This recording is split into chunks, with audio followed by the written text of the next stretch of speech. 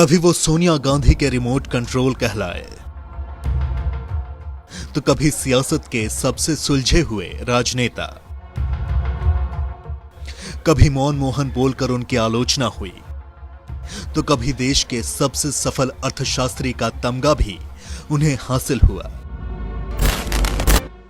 2 बार लगातार प्रधानमंत्री रहने वाला यह चेहरा तो एक है, लेकिन इसके किरदार कई।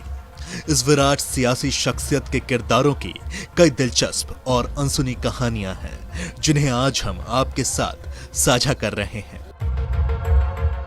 आप में से बहुत कम लोग ये जानते होंगे कि मनमोहन सिंह ने अपने बचपन के 12 साल बिना बिजली के गुजारे हैं। उनके गांव में ना बिजली थी, ना ही नल, ना स्कूल और ना ही अस्पताल। मनमोहन सिंह अपने गांव से मीलों दूर पैदल चलकर एक उर्दू मीडियम स्कूल में पढ़ने जाते थे। बिजली के अभाव में रात को वो केरोसिन लैंप की रोशनी में पढ़ा करते थे। अगर आपने ध्यान दिया हो तो मनमोहन सिंह बेहद मोटा चश्मा पहनते हैं।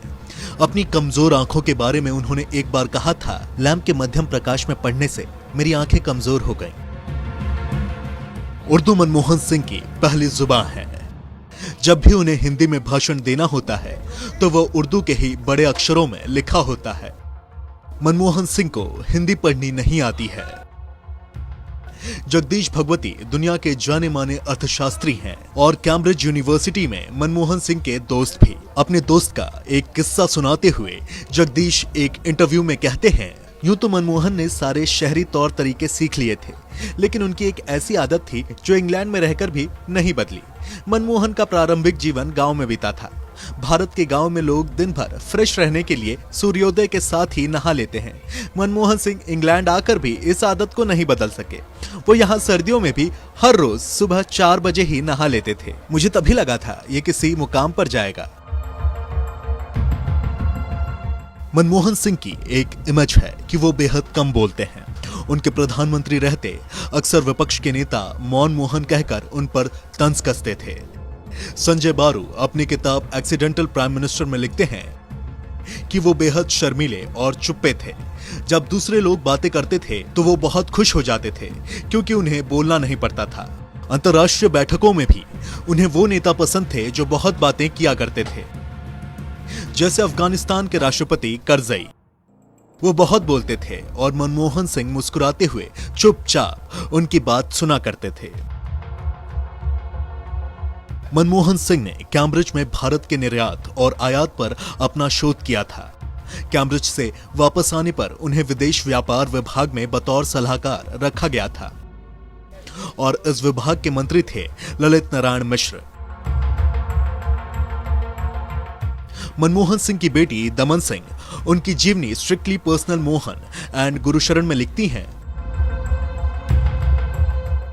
एक बार ललित नारायण मिश्र मनमोहन सिंह से नाराज हो गए क्योंकि वो कैबिनेट को भेजे जाने वाले एक नोट से सहमत नहीं थे।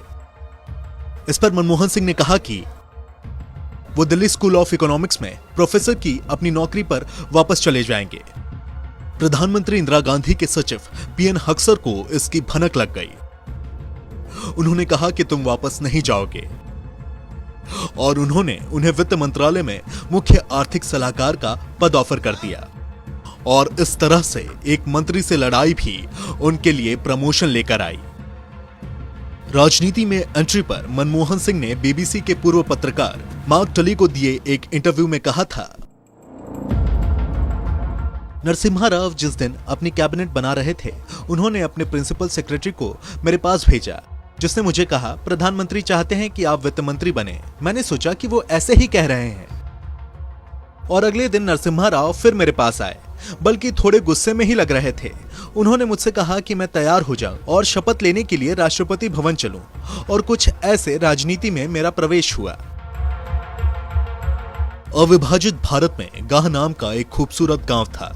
जिला झेलम और साल था 1972। 26 सितंबर को कैंप बेलपुर के चक्री गांव की अमृत ने एक बच्चे को जन्म दिया था। बच्चे की पैदाइश के वक्त उसके दादा संत सिंह और दादी जमुना देवी भी मौजूद थे। पिता गुरमुख सिंह पेशावर के एक फार्म में नौकरी करते थे। ये फर्म अफगानिस्तान से मेवे मंगवाती और उसे पंजाब भर में सप्लाई करती। बच्चे की पैदाइश की खबर सुनकर गुरमुख गांव और फिर पूरा परिवार पंजाब साहिब पहुंचा। जब ग्रंथी साहब ने गुरु ग्रंथ साहिब का पन्ना खोला तो उसका सबसे पहला शब्द था मां, और इस तरह बच्चे का नामकरण हुआ मनमोहन। जब वो छोटे थे तो लोग प्यार से उन्हें मोहना बुलाते थे। बाद में यही मोहना लगातार 2 बार भारत का प्रधानमंत्री बना और आज दुनिया उसे महान अर्थशास्त्री और भारत के पूर्व प्रधानमंत्री मनमोहन सिंह के नाम से जानती है। मनमोहन सिंह के भारत आने की भी एक रोचक कहानी है।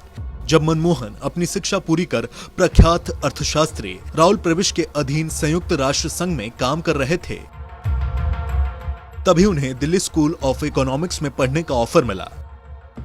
सिंह ने यह प्रस्ताव स्वीकार कर लिया और साल 1969 में भारत लौट आए। मनमोहन सिंह के इस फैसले को लेकर डॉक्टर प्रविश आश्चर्यचकित हुए कि मनमोहन जैसा विद्वान अर्थशास्त्री संयुक्त राष्ट्र की प्रतिष्ठित नौकरी छोड़कर भारत क्यों लौट रहा है। डॉक्टर प्रविश ने मनमोहन से कहा कि तुम मूर्खता कर रहे हो, मगर साथ ही यह भी जोड़ा कि मूर्खता करना भी कभी कभी बुद्धिमानी होती है। और सच में मनमोहन सिंह के लिए उनका यह फैसला बुद्धिमानी वाला ही साबित हुआ। मोहन अपनी मां की कोई याद सहेज पाता उससे पहले ही उसकी मां का निधन हो गया। नन्ना मोहना अपने दादा दादी के साथ ही बड़ा हुआ। मां अमृत के गुजरने के बाद गुरमुख के लिए अकेले पेशेवर में मोहन को पालना मुश्किल था, सो उन्होंने मोहन को गाह भेज दिया। मोहन के पिता हर महीने पैसे भेजते, साथ ही ढेर सारा मेवा भी। उन दिनों मोहन की जेब में हमेशा बादाम और किशमिश भरा रहता था। एक बार किसी ने संजय बारू से पूछा कि प्रधानमंत्री के प्रेस सलाहकार का सबसे बड़ा काम होता है कि लोगों के बीच उनकी बेहतरीन छवि को पेश करना। आपके लिए ये काम कितना मुश्किल था? इस पर बारू का जवाब था, उनके पहले कार्यकाल में प्रेस के बीच उनकी छवि इतनी अच्छी थी कि मुझे तो कोई मेहनत ही नहीं करनी पड़ी। उनको बेचना BMW कार को बेचने की तरह था। वो कार इतनी अच्छी है कि उसके लिए सेल्समैन की जरूरत ही नहीं है। बहुत कम लोग ये जानते हैं कि मनमोहन सिंह पहले अपने सिग्नेचर में 3 ट्रायंगल का इस्तेमाल करते थे। उनका सिग्नेचर बेहद यूनिक था। वो 3 जगह ट्रायंगल बनाते थे।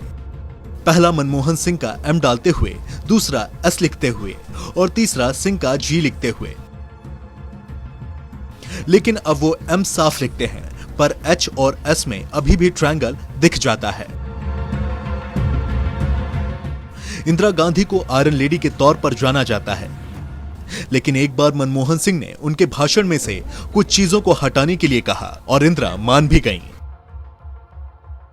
इस बात का जिक्र करते हुए खुद मनमोहन सिंह ने एक बार कहा था, इंदिरा गांधी के भाषण में जनता पार्टी सरकार की तमाम गलतियों और उसकी वजह से देश में आए संकट का जिक्र था, लेकिन एक बात मुझे खटक गई कि जनता पार्टी सरकार ने देश का विदेशी मुद्रा भंडार खाली कर दिया है। मैंने इंदिरा जी से कहा, मैडम, विदेशी मुद्रा भंडार बहुत अच्छी हालत में है, इसीलिए अगर भाषण में ये बात आई तो बड़ी किरकिरी हो जाएगी। जनता सरकार से भले ही आपकी जो भी शिकायतें हों, पर यह बात सच है कि वो भरपूर विदेशी मुद्रा भंडार छोड़ गए हैं। इंदिरा गांधी और मनमोहन सिंह का एक और किस्सा आपको सुनाते हैं। जब मनमोहन सिंह को योजना आयोग आने को कहा गया तो उन्होंने मना कर दिया। जब पूर्व प्रधानमंत्री इंदिरा ने इसकी वजह पूछी तो मनमोहन सिंह ने उनसे कहा, मैडम, मैं ब्यूरोक्रेट हूँ, अगर योजना आयोग जाता हूँ तो मुझे सिविल सर्विसेज छोड़नी पड़ेगी और रिटायरमेंट की पेंशन भी नहीं मिलेगी। तब इंदिरा गांधी ने तत्कालीन कैबिनेट सेक्रेटरी से इसका तरीका निकालने का आदेश दिया। पूर्व प्रधानमंत्री बराक ओबामा ने अपनी किताब अ प्रॉमिस्ड लैंड में मनमोहन सिंह की तारीफ करते हुए लिखा,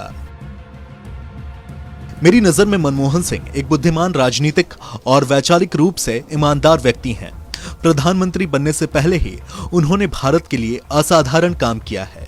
मैं उन्हें भारत के आर्थिक कायाकल्प के चीफ आर्किटेक्ट के तौर पर देखता हूं। देश की सत्ता के सर्वोच्च स्थान पर पहुंचने वाले वो पहले सिख थे।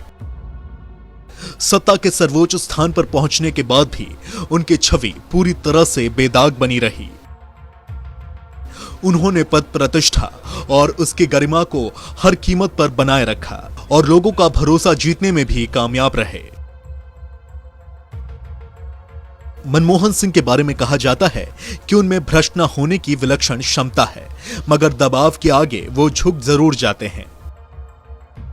कुछ लोग तो ये भी कहते हैं कि भारतीय इतिहास में मनमोहन सिंह अपने उन कामों से अधिक जाने जाएंगे जो उन्होंने प्रधानमंत्री की बजाय वित्त मंत्री रहते हुए किया है।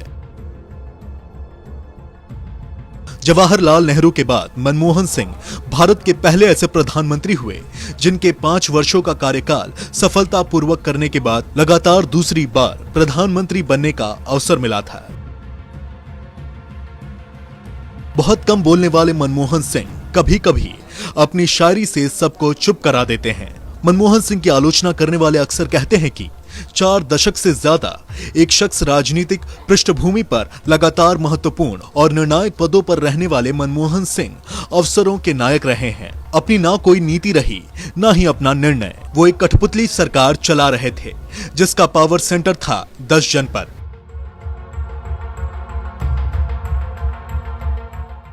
जनवरी 2014 में मनमोहन सिंह ने प्रेस कॉन्फ्रेंस करते हुए कहा था, मेरा मूल्यांकन इतिहास करेगा। 14 साल की उम्र में विभाजन का दंश झेलने वाले मनमोहन सिंह को उनके विरोधी एक्सीडेंटल प्राइम मिनिस्टर कहते हैं।